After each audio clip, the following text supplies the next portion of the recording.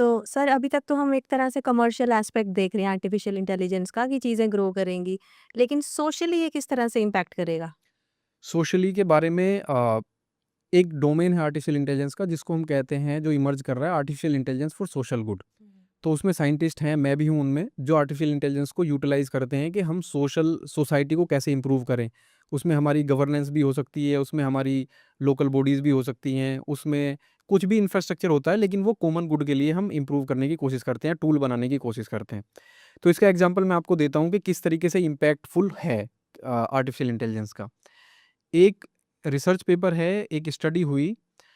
अ, अभी हम उसको अपने वाले सिचुएशन से ऐड करने की कोशिश करते हैं। इंडिया में सेंसस होता है और 10 साल में एक बार होता है और सेंसस को जब हम करते हैं, तो इसमें बहुत सारा ह्यूमन रिसोर्स लगता है, गवर्नमेंट मशीनरी लगती है और बहुत सारा फाइनेंस लगता है। हुँ। थाउज़ेंड्स ऑफ करोड़ में इसमें इन्वेस्टमेंट होता है। अब ये सब चीज़ों को करने के लिए क्या होता है कि आपकी जो गवर्नमेंट मशीनरी है, वो घर पे जाती है, वहाँ से डेटा कलेक्ट करती है, ठीक है? और उस डेटा के बेस पे फिर पॉलिसीज़ वगैरह पूरा कंट्री का डायरेक्शन सेट होता है।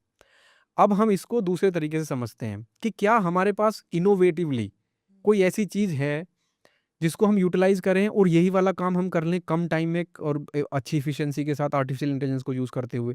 तो ये केस स्टडी उसी के बारे में बताती है और जो बहुत ही अच्छा एग्ज़ाम्पल है। अब समझते ऐसे हैं कि इंटरनेट पेनिट्रेशन इंडिया में काफ़ी ज़्यादा हाई है, सबके पास मोबाइल फ़ोन है। मोबाइल फ़ोन है आपके पास, तो मोबाइल फ़ोन आपका जो डेटा है, जितनी आप बात करते हैं, कितने टाइम बात करते हैं, कितने घंटे बात करते हैं, ठीक है ना? उस चीज़ को यूटिलाइज़ किया जा सकता है। वो डेटा किसके पास है?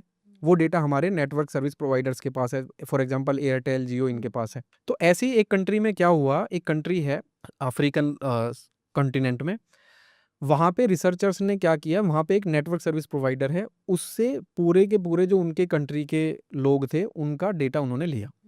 अब यहाँ पे जैसे ही डेटा लेने की बात आती है, तो एक इश्यू रेज़ हो जाता है प्राइवेसी का। तो उन्होंने डेटा लिया लेकिन एनोनिमस डेटा था वो, जिसमें उनकी पर्सनल बातें के बारे में कोई एक्सट्रैक्शन नहीं है, कि कोई रिकॉर्डिंग नहीं है। लेकिन ये है कि जो जो कॉल होती है उसका मेटा डेटा है। फॉर एग्ज़ाम्पल कॉल कहाँ से हुई, कॉल कहाँ को हुई, कॉल कितने घंटे चली, दिन में कितनी बार इस फ़ोन से कॉल हुआ, ठीक है? तो ये सब चीज़ें यूटिलाइज़ करी गई, ठीक है ना? और जब उस कंट्री के जितने भी सब्सक्राइबर थे उनका डेटा लिया गया, तो उनके पास एक डेटाबेस आ गया। फिर उन्होंने उस डेटा को यूज़ किया, एक मोबाइल को एज़ ए ह्यूमन बीइंग मानते हुए, कि हम कैसे आइडेंटिफ़ाई करें कि एक पर्टिकुलर एरिया की सोशियो इकोनॉमिक पोज़ीशन क्या है, कितना पुअर है वो कोई एरिया। क्या हम इसे निकाल सकते हैं? तो उन्होंने एक एक्सपेरिमेंट किया। उस एक्सपेरिमेंट में उन्होंने क्या किया, ये डेटा निकाला। इस डेटा के हिसाब से निकालने के बाद उन्होंने एक मॉडल बनाया, आर्टिफिशियल इंटेलिजेंस मॉडल। और उस मॉडल से, जैसे मैंने आपको मैपिंग के बारे में बताया था, मैपिंग उन्होंने क्रिएट कर ली, ठीक है ना? और उन्होंने ग्रुप बना लिए कि भई अ, ये वाली जो कैटेगरी है इसको हम बोलेंगे वेल ऑफ, ये वाली कैटेगरी इसको पुअर बोलेंगे, इस वाले को बिलो पॉवर्टी लाइन बोलेंगे, इस तरीके से उन्होंने वो बना लिया। और जितने भी मोबाइल फ़ोन ओनर्स थे, उनकी सिचुएशन को देखते हुए मैनुअली उनके सामने वो असाइन कर दी वैल्यू कि ये पुअर है, ये बिलो पॉवर्टी लाइन है, ऐसे। ये करने के बाद उन्होंने उन घरों में जाके ग्राउंड ट्रूथ से डेटा कलेक्ट किया और मैच किया प्रॉपर तरीके से, कुछ सैंपल्स के लिए। फॉर एग्ज़ाम्पल 100 या 15,000 के लिए कर लिया। तो उनके पास एक मॉडल बन गया आर्टिफिशियल इंटेलिजेंस का। अब उन्होंने उस मॉडल को क्या किया, हाईली प्रॉपरली डेटा पे ट्रेन करके एक्यूरेसी वगैरह अच्छी लेने के बाद में फिर उन्होंने उसको एक्स्ट्रापोलेट किया पूरे के पूरे कंट्री के ऊपर। पूरे कंट्री का उनके पास डेटा आ गया, उसको एक्स्ट्रापोलेट कर लिया। एक्स्ट्रापोलेट करने के बाद क्या होता है, फिर उन्होंने रीजन को मोबाइल फ़ोन कंसंट्रेशन के हिसाब से रीजन को डिवाइड कर लिया फिज़िकली, सैटेलाइट के थ्रू, कि हम सपोज़ 10 बाय 10 मीटर का रीजन को डिवाइड कर लेते हैं, 50 बाय 50 मीटर रीजन को डिवाइड कर लेते हैं और उसमें उस मोबाइल फ़ोन की लोकेशन के हिसाब से और उसकी फाइनेंशियल सिचुएशन के हिसाब से उसको हम लेबल दे देते हैं। तो उन्होंने पूरे कंट्री को इस तरीके से डिवाइड कर दिया पिक्सेल्स में, समझे आप, ठीक है ना?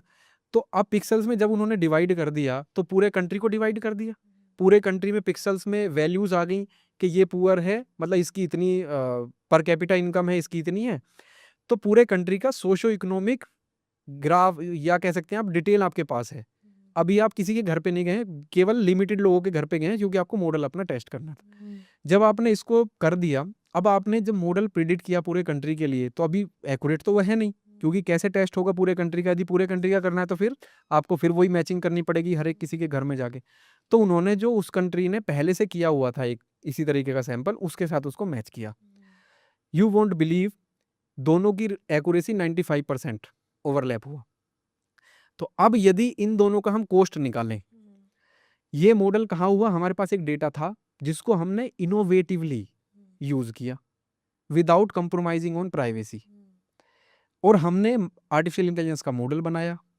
उस मॉडल को हमने यूज किया, एक्सट्रापोलेट किया। अब हम इस मॉडल को हर महीने अप्लाई कर सकते हैं। तो अब हर महीने ये भी देख सकते हैं कि इंप्रूवमेंट कितना हो रहा है। टारगेटेड मॉनिटरिंग हो सकती है आपके गवर्नमेंट प्रोग्राम की, जो पॉवर्टी रिडक्शन का प्रोग्राम है। लेकिन ये हमारे वाले सिचुएशन में क्या होगा? यदि हम मैनुअली जाते हैं तो हर 10 साल में होगी एक बार। तो आप मॉनिटरिंग बढ़ाएंगे, अकाउंटेबिलिटी बढ़ जाएगी, और आपका जो अमाउंट है, जो आपका फाइनेंस लगा है, जो आपका एक मतलब जितना भी अमाउंट लगा है वो बहुत कम है। फॉर एग्जाम्पल आपका 1 करोड़, 2 करोड़, 3 करोड़ में काम हो जाएगा। लेकिन यहाँ पे यदि आप 1 to 1 करके household to household जाओगे तो बहुत ज़्यादा रिसोर्स और टाइम लगेगा। तो ये इतना बड़ा इम्पैक्ट है। एक और एग्जाम्पल है सर कंट्री का नाम बताओ। युगांडा। ओके। तो ये रियल स्टडी है, वहाँ पे हुआ। तो इसके बेस पे पब्लिश्ड है? हाँ पब्लिश्ड है, मैं आपके साथ शेयर करूंगा। तो लोगों ने इस तरीके से इस चीज़ को यूटिलाइज करना स्टार्ट किया आर्टिफिशियल इंटेलिजेंस को, क्यों ना हम जो सोशल प्रॉब्लम्स हैं उनको भी सोल्व करें। एक और एग्जांपल है जैसे पोचिंग होती है, जो बड़े बड़े नेशनल पार्क होते हैं, तो उसमें आर्टिफिशियल इंटेलिजेंस मॉडल को यूज़ किया गया और उन्होंने पोचर्स को पकड़ने की जो अपनी एक्यूरेसी है उनकी 30% इंक्रीज हो गई।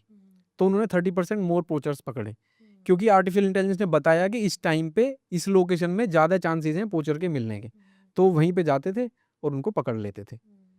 तो इसी तरीके से हम अपनी जो छोटी छोटी प्रॉब्लम्स हैं उनमें आर्टिफिशियल इंटेलिजेंस तो न्यूट्रल है।